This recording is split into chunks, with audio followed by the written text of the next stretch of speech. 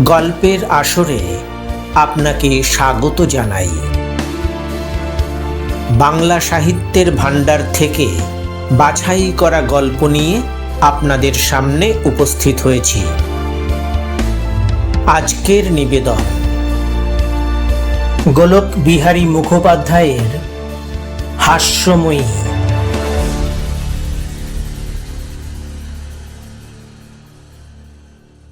কলিকাতার আশপাশে গঙ্গার ধারে আমাদের একটা বাড়ির প্রয়োজন। খুঁজিতে খুঁজিতে আমরা দুই বন্ধুতে বরাহনগর গিয়া উপস্থিত হইলাম। একখানি বাড়ির সন্ধানও মিলিয়া গেল। আমাদের ঠিক এই রকম প্রয়োজন ছিল। ছোট দোতলা বাড়ি, সামনে পাঁচিল দিয়া ঘেরা ফুলবাগান। কথাটা ঠিক বলা হইল না, এককালে সেখানে ফুলবাগান ছিল। এখন কাঁটা বনের ফাঁকে ফাঁকে দুই একটি ফুলের গাছ কোন রকমে নিজেদের অস্তিত্ব বজায় রাখিয়া অসহায় অবস্থায় দাঁড়াইয়া আছে। কাহারও সাহায্য পাইলে হয়তো আবার মাথা তুলিয়া দাঁড়াইতেও পারে। ছোট একটি ফটকের গায়ে একখানি জীর্ণ কাষ্ঠ ফলকে লেখা রহিয়াছে, এই বাটি ভাড়া দেওয়া যাইবে, নিকটে অনুসন্ধান করুন। অক্ষরগুলি এরূপ অস্পষ্ট হইয়া গিয়াছে, দেখিলেই মনে হয় বহুদিনের রৌদ্র বৃষ্টির অত্যাচার ইহাতে সহ্য করিতে হইয়াছে, এবং ইহাই স্বপ্রমাণ করিয়া দিতেছে বাড়িটিও বহুদিন খালি পড়িয়া আছে। হয়তো কিছু কম ভাড়ায় পাওয়া যাইতে পারে। আমরা তৎক্ষণাৎ মালিকের সন্ধানে সে স্থান ত্যাগ করিলাম।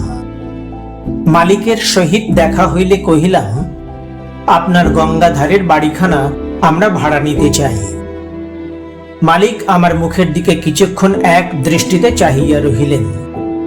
তারপর কহিলেন, বাড়ি কি আপনারা দেখে এসেছেন? আমি কহিলাম, হ্যাঁ, বাইরে থেকে দেখে এসেছি। তাতে বুঝলাম ও বাড়িতে আমাদের চলবে। অবশ্য ভেতরটা একবার দেখা দরকার, এখনই আমরা দেখতে চাই। মালিক কহিলেন, এই তো কাছে, চলুন আপনাদের দেখিয়ে আনছি। একটু থামিয়া ব্যগ্র কণ্ঠে বলিয়া উঠিলেন, সেখানে কাউকে দেখলেন? কোনো মেয়ে ছেলে? বিস্ময়পূর্ণ দৃষ্টিতে তাহার দিকে চাহিয়া কহিলাম, বাড়ি তো চাবি বন্ধ রয়েছে, ভেতরে যে কেউ থাকে তা তো বোধ হলো না। মালিক যেন আপন মনে বলিতে লাগিলেন, আর সে আসবে না, 1 বছর ফেলে রেখে কাজ হয়েছে। একটু থামিয়া আমার দিকে চাহিয়া কহিলেন, ভালোই হয়েছে, বাড়ি আপনাদের পছন্দ হবে, বেশ ভালো বাড়ি। দেখুন, ও বাড়ির ভাড়া অনেক বেশি, তবে আমি কমেই দেব। অনেক দিন খালি রয়েছে, আর ফেলে রাখতে চাই না। চলুন বাড়ি আপনাদের দেখিয়ে আনি। বাড়ি দেখিলাম। উপর নিচে 6খানি ঘর, তাহা ছাড়া রান্নাঘর, ভাড়ার ঘর, চাকরদের থাকিবার ঘরও আছে। বেশ গোছালো বাড়ি। ঘরের সামনে খোলা বারান্দা, তাহার কয়েক হাত দূরেই গঙ্গা। আমার ভারী পছন্দ হইল। এইবার আমি ভাড়ার কথা জিজ্ঞাসা করিলাম। মালিক কহিলেন, আচ্ছা, আপনারা কত ভাড়া দিতে পারেন? একটু ইতস্তত করিয়া আমি কহিলাম, এই ধরুন টাকা 25। মালিক সঙ্গে সঙ্গে কহিলেন, বেশ, তাই দেবেন। খালি পড়ে থাকাতে বাড়ি খারাপ হয়ে যায়। এর ভাড়া 50 হওয়া উচিত, কিন্তু লোকে এখন অত ভাড়া দিতে পারে না। আপনারা কবে আসতে চান? বাসের উপযোগী করে দিতে হবে তো। দিন 3-4-এর ভিতর আমি ঠিক করে দিতে পারবো। আমার কিছু খরচপত্র আছে তো, একটি মাসের ভাড়া আমায় আগাম দিতে হবে। আমি ভাবিয়াছিলাম 35-এর কমে পাওয়া যাইবে না, তাই এক কথায় এত কমে রাজি হওয়ায় আমি কিছু আশ্চর্য বোধ করিলাম। ইহার কারণ কি? কিন্তু তাহা ভাবিয়াই বা আমার লাভ কি? বাড়ি আমাদের দরকার, এবং যখন পছন্দ হইয়াছে তখন কারণ অনুসন্ধান করিবার কোনো আবশ্যকতা আমার নাই। আমি তৎক্ষণাৎ তাহার প্রস্তাবে রাজি হইয়া বলিলাম, আমি বৈকালে এসে আপনাকে 1 মাসের ভাড়া দিয়ে যাব। এমন সময় পদশব্দ শুনিয়া পিছনের দিকে চাহিতেই দেখিলাম একটি ভদ্রমহিলা সেই দিকে আসিতেছেন। আমরা সরিয়া তাহার পথ করিয়া দিলাম। ধীরে ধীরে অগ্রসর হইয়া গিয়া তিনি বারান্দার এক পাশে দাঁড়াইলেন। মালিকের মুখ সহসা বিবর্ণ হইয়া গেল। তাহার দুই চক্ষু বিস্ফারিত হইয়া পড়িল। তীব্র স্বরে তিনি বলিয়া উঠিলেন, আবার এসেছ? আমার সর্বনাশ না করে ছাড়বে না? মহিলাটি তাহার কথার কোনো উত্তর দিলেন না, মৃদু মৃদু হাসিতে লাগিলেন। ব্যাপার কি বুঝিতে না পারিয়া আমরা হতবুদ্ধির মতো দাঁড়াইয়া রহিলাম। মালিক যেন আপন মনে চিৎকার করিয়া বলিয়া উঠিলেন, না না, ভাড়া দিতে দেবে না, কিছুতেই দেবে না, বাড়ি আমার শ্মশান না করে ছাড়বে না। আমাদের বিস্ময়ের মাত্রা বাড়াইয়া মহিলাটি তেমনি নিরুত্তর ভাবে দাঁড়াইয়া রহিলেন। তাহার অনাবৃত মুখের উপর তখনও তেমনি মৃদু হাসি খেলিয়া বেড়াইতেছিল।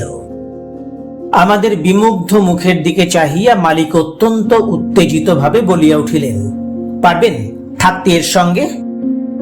আমরা তাহার কথার কোনো অর্থই গ্রহণ করিতে পারিলাম না। মুহূর্ত পরে দেখিলাম মহিলাটি তেমনি নিঃশব্দে সে স্থান ত্যাগ করিয়া চলিয়া গেলেন।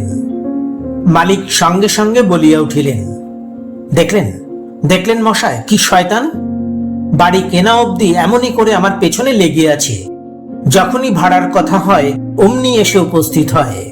তাই প্রায় 1 বছর বাড়ি আমি খালি ফেলে রাখছিলাম। ভেবেছিলাম সে আর আসবে না, কিন্তু দেখলেন তো। অপরিচিতা মহিলাটিকে দেখিয়া অবধি মনের মধ্যে কেমন যেন অস্বস্তি বোধ করিতেছিলাম।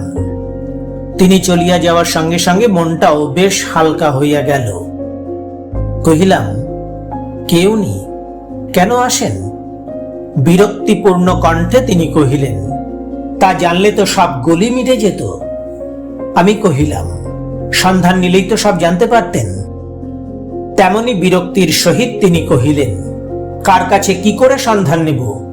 এমনি হঠাৎ আসে, হঠাৎ চলে যায়। আশেপাশে সন্ধান নিয়েছি, কেউ কিছু বলতে পারে না। আমি তো এই বাড়ির আশাই ছেড়ে দিয়েছি। যাক, এরপরে আপনারা নিশ্চয়ই এ বাড়ি আর ভাড়া নেবেন না। অনর্থক কষ্টভোগী সার হলো। মহিলাটি কে, কি জন্যই বা নিঃশব্দে আসেন, নিঃশব্দে চলিয়া যান, তাহা জানিবার জন্য কি জানি কেন আমি মনের মধ্যে অত্যন্ত কৌতূহল বোধ করিতেছিলাম। আমি বলিলাম, অনর্থক কেন বলছেন? আমি যখন কথা দিয়েছি এই বাড়ি আমি নেব। আমার কাছে 10 টাকা আছে, আমি বায়না হিসেবে এখনই আপনাকে তা দিয়ে যাচ্ছি। এই বলিয়া মনিব্যাগখানি খুলিয়া আমি 10 টাকার নোটখানি বাহির করিলাম। ভদ্রলোকটি আমার মুখের দিকে বিস্ময়পূর্ণ দৃষ্টিতে চাহিয়া বলিলেন, আপনি পারবেন ওর সঙ্গে থাকতে? আমি হাসিয়া কহিলাম, ওর সঙ্গে আমায় থাকতে হবে এ কথা আপনি ধরে নিচ্ছেনই বা কেন? আর তিনিই বা আমাদের সঙ্গে থাকতে রাজি হবেন কেন? ভদ্রলোকটি কিছুক্ষণ গম্ভীর হইয়া নিঃশব্দে দাঁড়াইয়া রহিলেন। তারপর কহিলেন, সেই কথা তো আমিও বুঝতে পারিনি মশাই। প্রায় 1 বছর পরে এই প্রথম এ বাড়িতে ঢুকলাম। দেখলেন তো, ঠিক সন্ধান নিয়ে সঙ্গে সঙ্গে এসে হাজির হয়েছে। সে আসবে জানলে আপনাদের বাড়ি দেখাতেই আনতাম না। ও যখন এসেছে তখন ও কি আর বাড়ি ছেড়ে যাবে? আবার কৌতূহল উত্তরোত্তর বৃদ্ধি পাইতেছিল। এই মহিলাটির গোপন রহস্য ভেদ করিবার জন্য আমারও কেমন যেন জিদ চাপিয়া গেল। আমি কহিলাম, আপাতত তো উনি বাড়ি ছেড়ে চলে গেছেন, পরে আসে তখন দেখা যাবে। যাক সে কথা, ভাড়া দিতে আপনার কোনো আপত্তি আছে কি? ভদ্রলোকটি কহিলেন, আমার আপত্তি থাকবে কেন মশাই? তিনি আরো কি বলিতে যাইতেছিলেন, বাধা দিয়া কহিলাম, আপনি 10 টাকা নিন, বাকি টাকা আমি বিকেলেই দিয়ে যাব। যাতে দিন 3 মধ্যে বাড়ি মেরামত হয়ে যায়, দয়া করে তার ব্যবস্থা আপনি করে দেবেন। ভদ্রলোকটি কহিলেন, যাক, আমার তাহলে আর কোনো দোষ নেই, আপনি জেনে শুনেই ভাড়া নিচ্ছেন। আমি কহিলাম, হ্যাঁ, তা তো নিচ্ছি। একটু থামিয়া হাসিয়া কহিলাম, তার ব্যবস্থার ভার আমার উপর। তিনি থাকতে চান থাকবেন, তাতেও আমাদের কোনো আপত্তি নাই। ভদ্রলোকটি অসহায় ভাবে কহিলেন, আপনারা বুঝবেন, আমি আর কি বলবো। হ্যাঁ, দেখুন, একটা কথা আপনাদের বলি, ওর সঙ্গে যদি কোনো রকম একটা ব্যবস্থা করে বাড়িতে থাকতে পারেন, 1 বছরের ভাড়া আপনাদের দিতে হবে না। 1 মাসের ভাড়া দিয়ে আপনারা 1 বছর এমনিই থাকতে পারবেন। আমি রীতিমতো লেখাপড়া করে দেব। তাহার এই কথা শুনিয়া হঠাৎ আমার মনের মধ্যে কেমন একটা খটকা লাগিল। তাহা হইলে কি এই 25 টাকাই আমাদের লোকসান যাইবে? সঙ্গে সঙ্গে মনে হইল, তা যাই যাক, এ রহস্য ভেদ করিতেই হইবে। তাহা ছাড়া আমরা তো দলে ভারী থাকিব এবং গুরুদেবও আমাদের সঙ্গে থাকিবেন। একজন ভদ্র ঘরের বধূ আমাদের কি অনিষ্ট করিতে পারিবে? সে হয়তো কেন, নিশ্চয়ই তাহার পেছনে লোক আছে। তা থাকুক, আমরাও সহজে ছাড়িব না। গুরুদেবের কাছে তাহাদের মাথা নত করিতেই হইবে। প্রকাশ্যে কহিলাম, আমাদের গুরুদেবের জন্য এই বাড়ি ভাড়া নিচ্ছি। তিনি এখানে আশ্রম করবেন। 5 জনের দানে এই আশ্রমের খরচ চলে। আপনার বাড়ি ভাড়ার টাকাটা আমরা আশ্রমের দান বলেই গ্রহণ করব। ভদ্রলোকের মুখ বেশ প্রসন্ন হইয়া উঠিল। তিনি কহিলেন, এইবার আপনাদের গুরুদেবের কৃপায় তাহলে আমার বাড়িটি উদ্ধার হবে। সাধু সন্ন্যাসীদের কাছে সে ঘেঁষতে পারবে না, যত বড় শয়তানি সে হোক না কেন। 1 বছর কেন, আমি যে কটা দিন বাঁচব সে কটা দিন এই বাড়িতেই আপনাদের আশ্রম থাকবে। ভাড়া আপনাদের দিতে হবে না। দেখুন, 1 মাসের ভাড়া আপনার কাছে চেয়েছিলুম, তাও আপনাকে দিতে হবে না। 10 টাকার নোটখানাও আপনি রেখে দিন। আমি 3 দিনের মধ্যেই বাড়ি ভালো করে মেরামত করে দেব। আমি কহিলাম, আপনাকে অশেষ ধন্যবাদ। গুরুদেব এলেই তার সঙ্গে আপনার পরিচয় করিয়ে দেব। দেখবেন কত বড় দরের সাধু তিনি। তার সংস্পর্শে একবার যে এসেছে তার পুনর্জন্ম হয়ে গেছে। ভদ্রলোকটি জোর হাত করিয়া কহিলেন, আপনাদের দয়ায় যদি সাধু দর্শন হয়ে যায় সেটা আমি পরম ভাগ্য বলে মেনে নেব। আপনারা কিছু ভাববেন না, 3 দিনেই সব ঠিক হয়ে যাবে। চতুর্থ দিন বেলা 8টার সময় আমরা মালপত্র লইয়া সেই বাড়িতে আসিয়া উপস্থিত হইলাম। গত রাত্রে আমাদের এখানে পৌঁছিবার সময় জানাইবার জন্য গৃহস্বামীর নিকট একটি লোক পাঠাইয়াছিলাম। দেখিলাম গৃহস্বামী আমাদের অপেক্ষায় পথের উপর দাঁড়াইয়াছিলেন। তিনিও আমাদের সহিত ভিতরে প্রবেশ করিলেন। আমরা সকলে মিলিয়া ধরাধরি করিয়া জিনিসপত্রগুলি উপরে লইয়া গেলাম এবং আপাতত একটি ঘরে রাখিয়া দিলাম। বাজার আমরা পথ হইতে করিয়া আনিয়াছিলাম। আমাদের আশ্রমের নিয়ম ছিল প্রত্যেকের কাজ নিজের হাতে করা। ভৃত্য পাচক রাখিবার নিয়ম ছিল না। আমরাই পালা করিয়া সব কাজ করিতাম। সেদিন আমরা মাত্র 4 জন আসিয়াছিলাম। 3 জনের কাল আসিবার কথা। গুরুদেবের সঙ্গে আরো 10 জন আসিবেন। তাহাদের আসিতে 4-5 দিন দেরি ছিল। আমরা সকলে বারান্দায় আসিয়া বসিলাম। গৃহস্বামীও আমাদের সঙ্গে আসিলেন। তিনি এতক্ষণ নিঃশব্দে আমাদের কার্যকলাপ দেখিতেছিলেন। আমরাও তাহার সহিত কথা বলিবার অবসর পাই নাই। এইবার তাহার দিকে চাহিয়া হাসিয়া জিজ্ঞাসা করিলাম, তারপর সেই মহিলাটি এ বাড়িতে আর পদার্পণ? আমার কথা শেষ করিতে না দিয়া তিনি গম্ভীর মুখে বলিয়া উঠিলেন, 3 দিনই সে এসেছিল।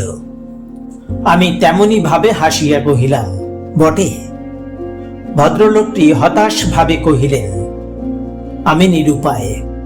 আপনারা যদি কিছু করতে পারেন দেখুন। আমি কহিলাম, দেখা যাক। আচ্ছা, তিনি কিছু বলেন না? আসেন আর চলে যান? ভদ্রলোকটি কহিলেন, না মশাই, কোনো কথাই বলে না, দাঁড়িয়ে দাঁড়িয়ে শুধু হাসে।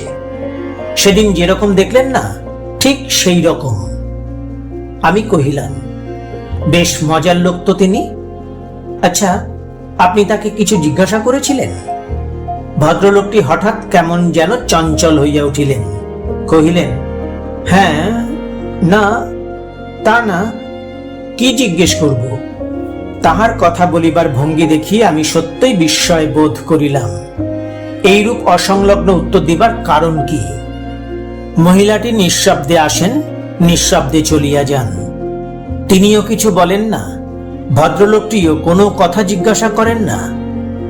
যাক, যখন এখানে বাস করিতে আসিয়াছি তখন হয়তো একদিন তাহার সাক্ষাৎ পাওয়া যাইবে। তখন আমার মনের কথা মনেই রহিয়া গেল। গৃহস্বামীর আর্ত কণ্ঠস্বরে চমকিয়া উঠিয়া সম্মুখের দিকে চাহিতেই দেখিলাম সেদিনকার সেই মহিলাটি বারান্দার কোণে দাঁড়াইয়া মৃদু মৃদু হাসিতেছেন। আমি বিস্ময়ে স্তব্ধ হইয়া রহিলাম। আমার বন্ধু তিনজনের দেখিলাম একই অবস্থা। গৃহস্বামীর তো কথাই নাই, তাহার মুখখানা একেবারে বিবর্ণ হইয়া উঠিয়াছে। কিছুক্ষণ নিঃশব্দে অতিবাহিত হইবার পর যখন বিস্ময়ের ভাবটা কাটিয়া গেল, আমি রমণীর দিকে চাহিয়া সসম্ভ্রমে প্রশ্ন করিলাম, কি চাই আপনার? তিনি তেমনি নিঃশব্দে হাসিতে লাগিলেন, কোনো উত্তর দিলেন না।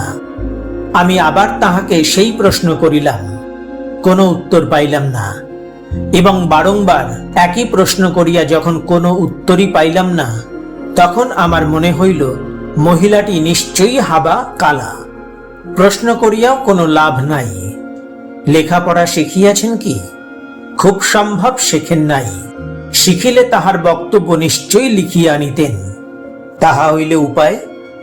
আমি গৃহস্বামীকে সে কথা বলিলাম। তিনি হা না কিছুই বলিলেন না। মহিলাটি তখন তেমনি মৃদু মৃদু হাসিতেছিলেন। তাই তো, কি করা যায়? আচ্ছা, কাগজ পেন্সিল তো সঙ্গেই আছে, লিখিয়া প্রশ্ন করি। তাহাই করিলাম। কি চাই? বড় বড় অক্ষরে এই দুইটি কথা লিখিয়া কাগজখানা তাহার দৃষ্টির সম্মুখে ধরিলাম। তিনি কাগজখানার দিকে চাহিলেন বটে, কিন্তু সে চাহনি যেন অর্থহীন। বুঝিলাম আমার অনুমান মিথ্যা নহে, ইনি লেখাপড়া জানেন না। তখন অন্য পথ ধরিলাম। মুখ নাড়িয়া হাত নাড়িয়া তাহাকে বুঝাইবার চেষ্টা করিলাম, কিন্তু ফল একই হইল। তাহার দিক হইতে কোনো সাড়া পাওয়া গেল না। শুধু তাহার মুখের উপর সেই মৃদু হাসি তেমনি ভাবে খেলা করিতেছিল। অতঃপর মহিলাটি বারান্দার এক কোণে দাঁড়াইয়াছিল। হঠাৎ একেবারে যেন আমার গা ঘেঁষিয়া দাঁড়াইলেন। আমি হতবুদ্ধি হইয়া গেলাম। এমন সময় নারী কণ্ঠে স্পষ্ট ধ্বনিত হইল, এ বাড়ি ছেড়ে এখনই চলে যাও। কথা শেষ হইবার সঙ্গে সঙ্গে রমণী বারান্দা ত্যাগ করিয়া চলিয়া গেলেন। গৃহস্বামী অমনি বলিয়া উঠিলেন, দেখলেন তো মশাই, শয়তানি কিরকম শাসিয়ে গেল। দেবেন আপনাদের এ বাড়িতে থাকতে? গম্ভীর হইয়া আমি কহিলাম, শয়তানি যে তা এইবার বেশ বুঝতে পেরেছি। কি চমৎকার হাবা কালা সেজেছিল। তাই তো, আমরা পাঁচ জন এখানে রয়েছি, আর একজন স্ত্রীলোক আমাদের ভয় দেখিয়ে গেল। ওর পেছনে লোক বল আছে। আচ্ছা, দেখা যাবে। গৃহস্বামী উঠিয়া দাঁড়াইয়া কহিলেন, যা হয় করবেন, বাড়ি তো এখন আপনাদের, কিন্তু গুরুদেব না এলে? যাক, দেখুন আপনারা চেষ্টা করে, আপনারা তো তার মন্ত্র শিষ্য, হয়তো কিছু জানতে পারেন। আজ আমি বিদায় হলাম। বলিয়াই তিনি সে স্থান ত্যাগ করিলেন। এইবার আমরা চারিজনে এই ব্যাপার সম্বন্ধে আলোচনা করিতে আরম্ভ করিলাম। ভিতরে একটা কিছু রহস্য আছে, তাহা আমরা স্থির করিয়া ফেলিলাম, কিন্তু এতটুকু আঁচ করিতে পারিলাম না। নির্মল বলিল, আশপাশের লোকের কাছে খোঁজ নেওয়া যাক, তারা নিশ্চয়ই কিছু খবর দিতে পারবে। এই নতুন ব্যাপার নয়, বাড়িওয়ালার কথা থেকেই তো তা বোঝা যায়। আমি বলিলাম, কাউকে কিছু জিজ্ঞেস করে দরকার নেই, লোকে মনে করবে আমরা ভয় পেয়েছি। হয়তো আশপাশের কোনো লোক ও মেয়েটার দলে আছে, তারা আরো মজা পেয়ে যাবে। দেখা যাক না কি করে। হেমন্ত হাসিয়া কহিল, করবে পলায়ন। জ্যোতিষ গম্ভীর হইয়া কহিল, এটা আমাদের ব্রহ্মচর্য আশ্রম, একজন নারী যে এভাবে যাতায়াত করবে এ তো হতে পারে না। আশ্রমের সুনাম নষ্ট হবে, অবিলম্বে এর বিহিত করা প্রয়োজন। আমি বলিলাম, জ্যোতিষদা, তুমি ঠিক কথা বলেছ। ওই স্ত্রীলোক যাতে বাড়ির মধ্যে আর ঢুকতে না পারে, তারই ব্যবস্থা আমাদের আগে করতে হবে। চলো, আমরা গিয়ে ফটকটা ভেতর থেকে তালা বন্ধ করে আসি। জ্যোতিষ কহিল, হ্যাঁ, তাই চলো।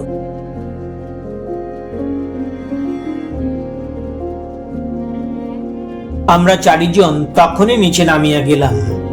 যাইবার সময় একটা বড় মজবুত কুলুপ সঙ্গে লইলাম। ফটকটা পরীক্ষা করিয়া দেখিলাম বেশ দৃঢ়।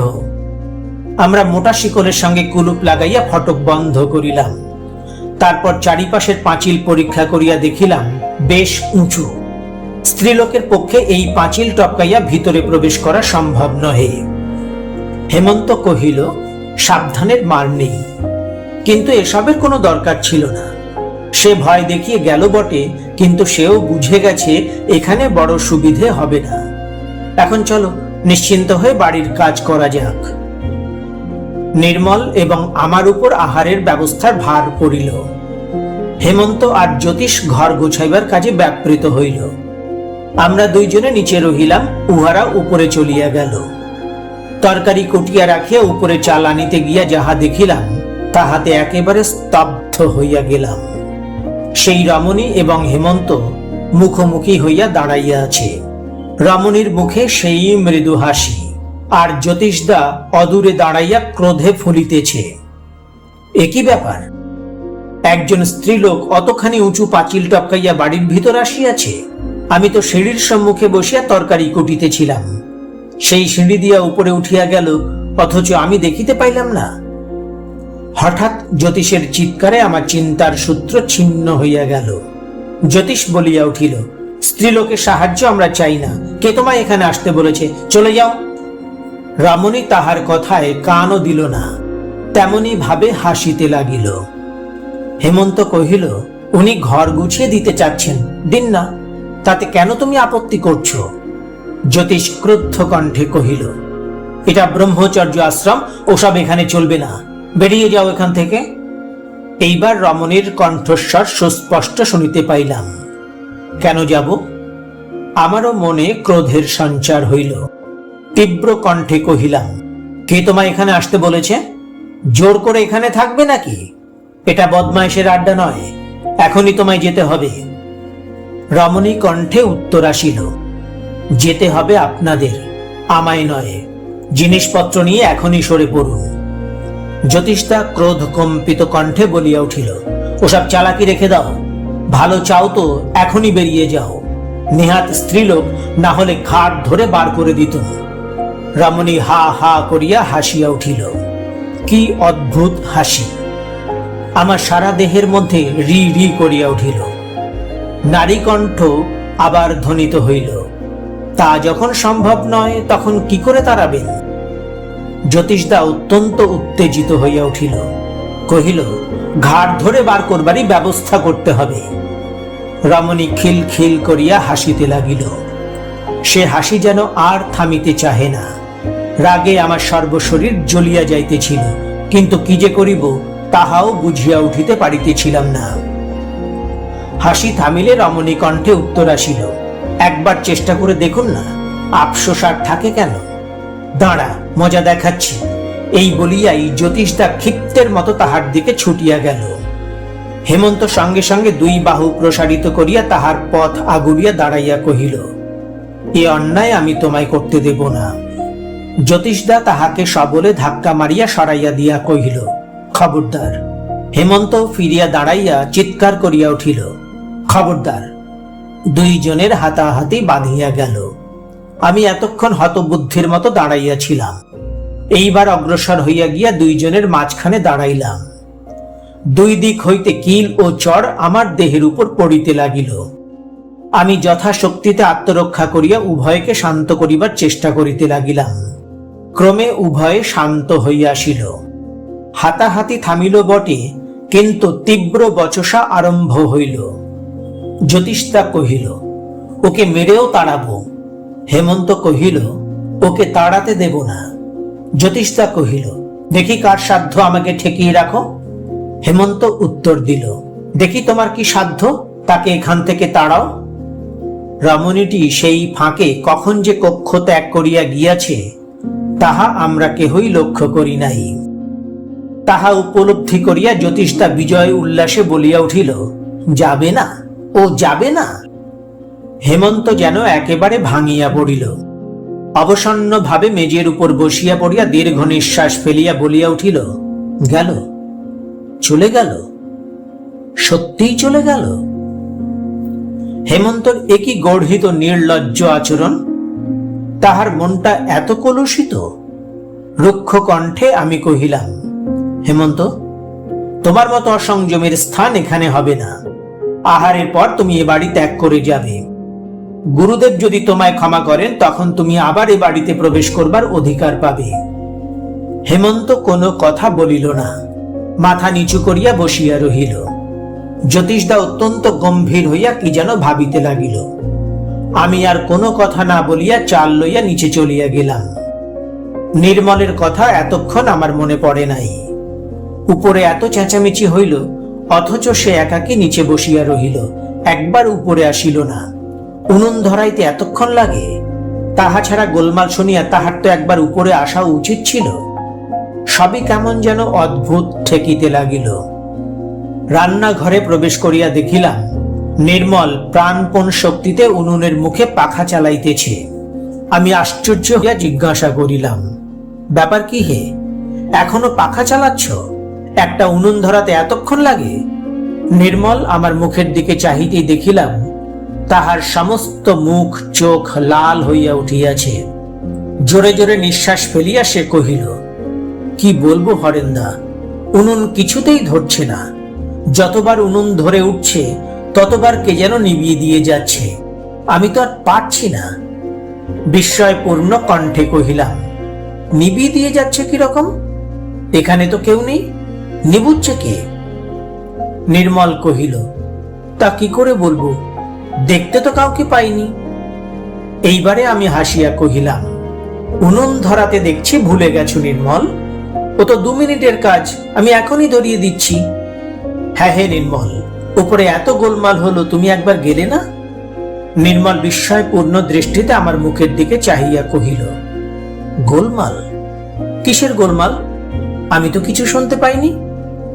হয়তো আওয়াজ নিচে পৌঁছায় নাই। যাক, প্রকাশ্যে কহিলাম, আগে উনুনটা ধরিয়ে ফেলি, তারপর উপরের কথা শুনক্ষণ। কয়লা ফেলিয়া দিয়া আবার নতুন করিয়া উনুন ধরাইতে বসিলাম। ঘুঁটে সাজাইয়া তাহার উপর অনেকখানি কেরোসিন ঢালিয়া দিয়া দিয়াশলাই জ্বালাইয়া দিতেই দাউ দাউ করিয়া আগুন জ্বলিয়া উঠিল। একটু পরে একখানি আস্ত ঘুঁটে আগুনের উপর ফেলিয়া দিয়া তাহার উপর কয়লা ঢালিয়া দিলাম। নির্মল এক দৃষ্টিতে সেই দিকে চাহিয়াছিল। ব্যগ্র কণ্ঠে বলিয়া উঠিল, ওই দেখো হরেন্দা, ওই আগুন নিভিয়ে দিলে, একটু আগুনও আর দেখা যাচ্ছে না। আমি চাহিয়া দেখিলাম কথাটা তো ঠিক, ঘুঁটের আগুন তো একেবারে নিভিয়া গিয়াছে। হঠাৎ এরূপ ভাবে নিবিল কি করিয়া? আমি এদিক ওদিক চাহিতে দেখিলাম সেই রমণীটি রান্নাঘরের এক কোণে দাঁড়াইয়া মৃদু মৃদু হাসিতেছে। কি জানি কেন আমার সারা দেহ কাঁটা দিয়া উঠিল। রমণী কণ্ঠে ধ্বনিত হইল, উনুন ধরাবে? পারবে না, ধরালেই নিভিয়ে দেব। এ বাড়িতে থাকতে পাবে না, বুঝলে? জিনিসপত্র সবই রাস্তায় বের করে দিয়েছি, দেখো গে, আর এ বাড়ি ঢোকবার চেষ্টা করো না। আমি যেন কেমন একরকম হইয়া গিয়াছিলাম। আমার মুখ দিয়া কোনো কথা বাহির হইল না। রমণীটির মুখের দিকেও আর চাহিতে পারিলাম না, কিন্তু স্পষ্ট বুঝিতে পারিলাম সে যেন হাসিতেছে। হাসির মৃদু শব্দ আমার কর্ণরন্ধ্রে প্রবেশ করিয়া আমার সারা দেহ কণ্টকিত করিয়া তুলিতেছিল।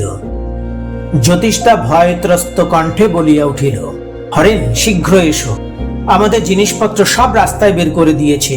অনেক চেষ্টা করেছিলাম, রাখতে পারলুম না, টেনে রাস্তায় ফেলে দিলে। সেই মেয়েটা, ওই যে, ওই দাঁড়িয়ে দাঁড়িয়ে হাসছে। পালিয়ে এসো, পালিয়ে এসো, শিগগির পালিয়ে এসো। বরাহনগর থানার যিনি ভারপ্রাপ্ত কর্মচারী, তিনি জ্যোতিষদার একজন সহপাঠী বন্ধু। তিনি আমাদের গুরুদেবের একজন মন্ত্র শিষ্য। আমরা জিনিসপত্র লইয়া তাহার ওখানে গিয়া উঠিলাম। আমাদের তখনও বিশ্বাস ছিল ইহা কতকগুলা বদমাইশ লোকের কাজ, কিন্তু তিনি যাহা বলিলেন তাহাতে আমাদের বিস্ময়ের সীমা রহিল না। শুনিলাম একদিন ওই বাড়ির মালিক ওই রমণীই ছিলেন। নগদ টাকাও তাহার অনেক ছিল। সেই অর্থ ও বাড়িখানি হস্তগত করিবার জন্য তাহার এক দেবর তাহাকে বিষ প্রয়োগে হত্যা করে। তাহার পর হইতে ওই বাড়িতে এই ব্যাপার চলিতেছে। বাড়িটি ইতিমধ্যে 4-5 হাত ফেরতা হইয়াছে, তবু কেহ একটা দিনের জন্য ও বাড়িতে বাস করিতে পারে না।